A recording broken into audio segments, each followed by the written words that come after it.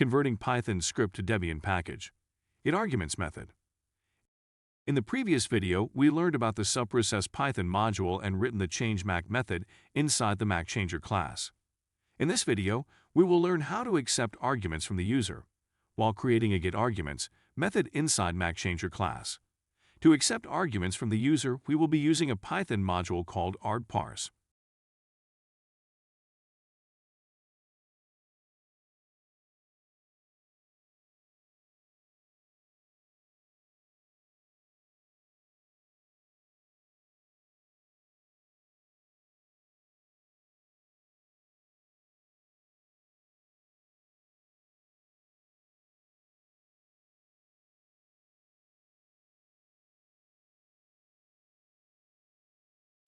Import argparse module.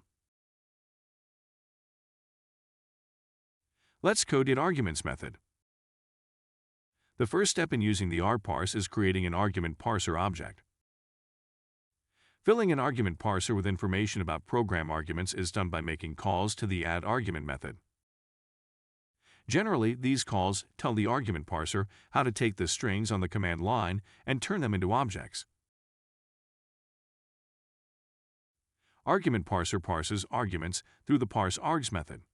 This will inspect the command line, convert each argument to the appropriate type, and then invoke the appropriate action. If the user did not specify the interface or newMac, the argparse error method will throw error to the user on the command line specifying to add the interface and newMac address. At the end, we simply return the options, which is the interface and newMac specified by the user. In the next video, we will code the main method and run our MacChanger script. Thank you.